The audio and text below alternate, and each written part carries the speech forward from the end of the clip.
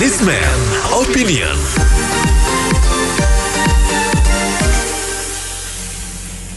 Mitra bisnis, pemerintah memastikan kenaikan PPN dari 10% menjadi 11% mulai berlaku bulan depan.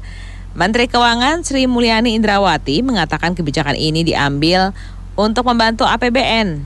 Kenaikan ini juga membuat tarif PPN Indonesia kelak setara dengan negara-negara lain di angka 15%. Ada juga yang berpendapat kenaikan ini hanya 10% dari tarif sebelumnya, jadi semestinya tidak merasa berat. Apa komentar Anda, mitra bisnis, mengenai kepastian kenaikan PPN untuk membantu APBN ini?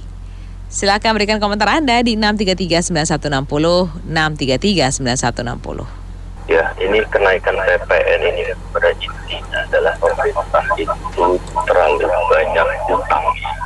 Bisa kita lihat berapa kali penerbitan obligasi oleh pemerintah ORI itu sudah dari keberapa sampai sekarang. Lalu di situ PPN dinaikkan, harga semua dinaikkan. Harusnya pembangunan ibu kota itu pada saat memang kita belum mampu itu tidak perlu dilakukan. Akhirnya bebannya terlalu banyak. Itu poin pertama. Poin kedua, apakah benar memang APBN itu kita tidak mampu untuk membayar utang, ataukah memang sistem kita yang banyak bocornya, yang dimana income APBN baik itu ekspor, impor, pajak, dan lain sebagainya itu efektif menjadi pemasukan negara. Yang ketiga, apakah dengan ketidakefektifan itu benar memang itu faktor kebocoran dari internal kita, ataukah memang itu merupakan faktor dalam hal tanda kutip untuk memperkaya golongan-golongan tertentu. Bagi saya untuk PPN 11% itu sangat-sangatlah tidak setuju. Kenapa PPN BM yang kita ngomong barang mewah itu bisa disubsidi oleh pemerintah, walaupun ujung-ujungnya untuk penjualan spare part itu akan meningkat, yang dimana akan meningkatkan income suatu negara. Tapi dalam hal tanda kutip masih ada dalam periode tertentu PPN BM itu disubsidi. Sedangkan PPN untuk kebutuhan sehari-hari kok malah dinaikkan, bukannya tidak disubsidi. Nah, kemana itu? Jadi ada 3 faktor itu yang harus benar-benar kita pikirkan sebagai rakyat. Bagi saya itu tidak setuju, 11%. Sangat-sangat tidak setuju. Kita tidak bisa compare dengan negara luar karena banyak faktor X-nya di situ. Kita tidak bisa ujung-ujungnya, oh di luar PPN-nya sekian, di sini PPN-nya sekian. Tidak bisa karena ada faktor X yang lain yang perlu kita pertimbangkan. Jadi tolong pemerintah jangan dipaksakan itu pembangunan dan lain sebagainya, sedangkan banyak pembangunan infrastruktur kita yang harus dibenahi. Baik, itu aja. Kalau menurut saya sih tahun depan aja lah ya, karena ceritanya kan tahun ini mudah-mudahan menjadi pemulihan, jadi tahun depan mudah-mudahan sudah bisa untuk dioptimalisasikan, karena ya kalau pemulihan sudah diganjar tambahan biaya ya kayaknya agak susah ya. Kalau menurut saya sih itu aja dulu. Makasih. Ini kalau mau narik ya narik aja, tapi ya nggak usah banding-bandingin negara lain 15%, di sini baru 11%. Nanti kalau dibalikin lagi Singapura itu PPN pajak badan cuma 16%, kenapa Indonesia 25% gitu. Loh, di Singapura kalau kemana-mana kita nggak usah beli mobil, nggak usah beli motor, udah gampang, transportasinya itu mudah. Di Indonesia kalau nggak beli mobil, kalau nggak beli motor, kita nggak bisa kemana-mana kan begitu. Pada intinya itu pemerintah itu ya memikirkan kebutuhan masyarakat, kemampuan ekonomi masyarakat juga harus dihitung.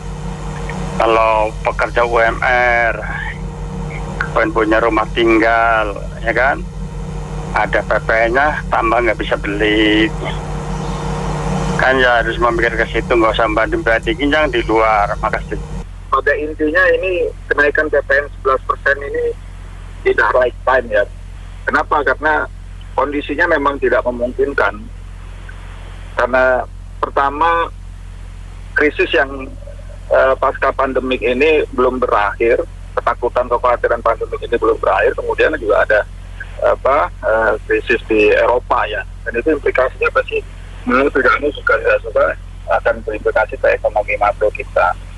Dan kemudian juga kita jelang Ramadan ini sudah pasti tingkat inflasi juga akan naik ya. Jadi kontraksi untuk kenaikan PPN meskipun hanya 1% itu pasti akan tergerus pertumbuhan ekonomi kita. Akhirnya pertumbuhan ekonomi yang diinginkan oleh pemerintah itu kecil sekali untuk tercapai karena momentumnya benar-benar tidak pas ya.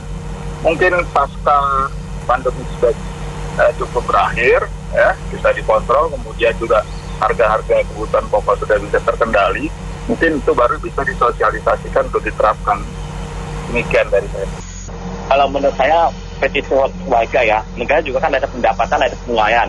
Selama ini Indonesia itu terlalu banyak subsidi ya, bahkan subsidinya banyak yang salah sasaran ya, 3 kilo juga salah.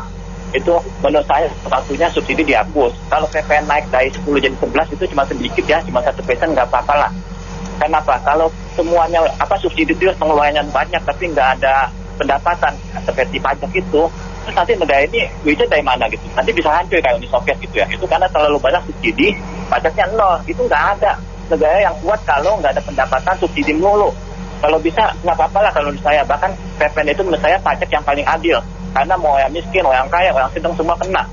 Kalau saya sih jalanin aja. Dan kalau bisa subsidi yang nggak penting, LPG 3 kilo, banyak lagi subsidi yang bisa disalahgunakan itu dicabut lah. Uangnya mendingan diberikan kepada bansos saja. Makasih. Pada prinsipnya sih kita setuju lah ya demi perbaikan negara dan meningkatkan APBN. Jadi pajak mau dinaikkan dari 10% jadi 11. Cuma sepertinya timingnya nggak tepat aja sebenarnya. Karena kena pandemi kan sebenarnya ekonomi mau mulai bangkit. Harusnya jangan pakai instrumen ini untuk meningkatkan atau membantu APBN gitu. Terima kasih. Sepatutnya kita mendukung program pemerintah, tetapi ada tetapinya nih, Indonesia kan masih sekitar 85% perdagangan itu adanya di traditional trade, bukan di modern trade. Kalau di modern trade, kenaikan 1% PPN itu mungkin bisa di-pass on ke konsumen tanpa masalah. Karena ketika kita belanja di supermarket kan ada ambil ngelihat harga sehingga nggak mempedulikan. Nah kalau yang di pasar-pasar bagaimana? Yang di toko-toko kelontong di luar modern trade, 1% itu akan jadi beban siapa? Apakah pedagang akan memotong untungnya atau harga jual, harga retailnya itu akan naik? Ini harus dipikirkan multiplier effect-nya. Nah jadi dua ini. Di satu sisi kita harus mendukung pemerintah dan kebutuhan pembangunan, di sisi lain pemerintah harus juga mencari jalan mengendalikan supaya harga ini tidak gara-gara pedagang tidak merugi 1%, jadi nanti jadi 5 atau 10%, akhirnya ekonomi juga berganggu secara moneter. Terima kasih. Iya, ini lagi pajak lagi. Jadi intinya utang diperbanyak, pajak dari rakyat diambilkan, dipaksakan ya. Ditambah berapa persen? 1%-nya. Pajak benahi dulu lah di dalam negeri ini. Kedelai kita, minyak kita, sawit kita yang terbanyak. Kenapa bisa kita kayak begini? Ya, jadi mereka itu digaji oleh rakyat. Harusnya mereka jangan acuannya dikit-dikit luar negeri. Acuannya membayarkan tenaga kerja kita sendiri aja, mereka tidak acuan ke luar negeri. Paling kecil buruh kita ini semuanya acuannya luar negeri. Kita bingung, mereka itu digaji oleh rakyat, jangan oligarki yang mereka ikutin. Jadi kata kuncinya kembali lagi, kondisi kita belum baik kayak begini, rakyat masih susah untuk makan aja, saya juga sekarang udah susah. Intinya rakyat itu mau ditekan gimana pun mereka akan bayar, gaji mereka tetap utuh. Jadi gaji mereka itu dari pajak itu bukannya untuk pembangunan saja, pajak kita itu untuk gaji mereka. Mereka emang kebijakan yang, tapi kayak utang-utang mereka tidak transparan. Harusnya mereka diaudit juga pemerintah ini. Biar rakyat itu melihat, jangan rakyat ini dianggap buta gitu. Pikirkan dulu lah, jangan pajak-pajak dulu dikedepankan. Rakyat mau dibilang apapun, rakyat akan bayar gitu pajak. Jadi kembali lagi, kinerja dulu diperbaiklah. Anda digaji oleh pemerintah sudah baik. Artinya pemerintah harus berpikiran lebih pro rakyat, pro kepada publik ya. semua masukan-masukan itu harusnya ditampung tanpa menggunakan otoritasnya. Kalau kita lihat sekarang ini kan memang kebutuhan-kebutuhan pokok, minyak goreng menghilang, kemasan diperbanyak dengan harga yang tinggi, minyak curah hilang dari peredaran, padahal itu lebih murah, katanya diproteksi, ternyata tidak ada. Ini kan merupakan bukti sebelum bulan Ramadan itu tingkat kenaikan akan bertambah, apalagi nanti ditambahkan dengan nilai pajak pertambahan nilai atau PPN yang lebih dikenal itu dari 10 menjadi 11%. 1% sangat berpengaruh buat rakyat banyak. Belum kebutuhan-kebutuhan yang lain yang akan bertambah, tempe, tahu yang sempat hilang dari peredaran, kemudian hasil bumi lain, gula, apa semua akan bertambah. Nah ini kan akan membuat pusing rasio dari ekonomi rakyat kecil ini gitu loh. Jadi melalui ini ruang ini saya pikir pemerintah harus lebih aspiratif lah.